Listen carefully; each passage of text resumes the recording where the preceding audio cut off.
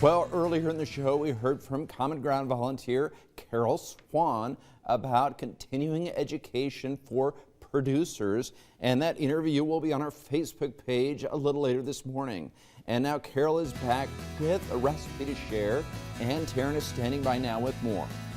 All right, well, we posted this recipe last week on our Facebook page, thinking that you were coming, but the weather had other plans. And so this recipe is still on Facebook. I've moved it up a little bit, I believe, so people should be able to find it on my Facebook or on Pure Nebraska Facebook.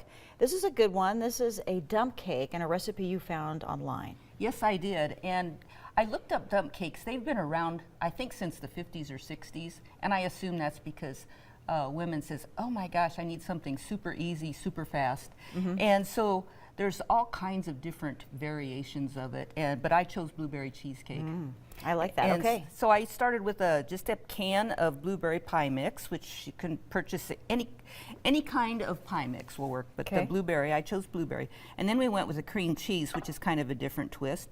And if you just put the cream cheeses, just kind of spread them around like this. You kind of cut it up a little bit. Yeah, I just cut it up. And as it bakes, they spread out enough that sometimes you bite into a chunk, but it's, you know, cream cheese, you can't go wrong no matter what. And then we'll sprinkle the cake mix over it. Okay.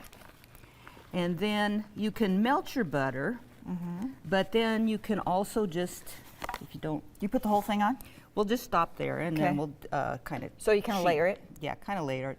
And then we'll just, melting butter works too, but this way you can just do it like in chunks. And it'll spread out, it'll cook and spread out, and you bake it for about 45 minutes, and voila, you've got a fabulous dessert.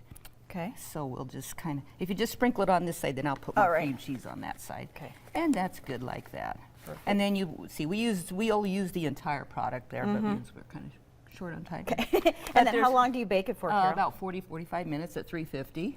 Okay. And then you let it cool a little bit because it's pretty soft. Okay. But it's really delicious, and you can use all kinds of variations. Someone asked, they'd seen red velvet cakes for 50 cents. Yeah. They said, well, what should we put with the red velvet cake? I said, well, maybe cherry pie filling would work or something with the cream cheese or without the cream cheese. And you tried this on Roy, you said? Yes, I tried it on Roy. He ate it all eventually.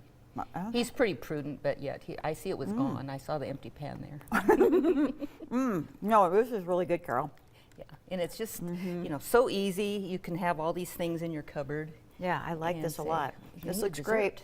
Again, this recipe is on Facebook if you want to try it for yourselves. All right, thank you so much, Karol. Well, thank you. All right. Thanks for having us. Back to you, John.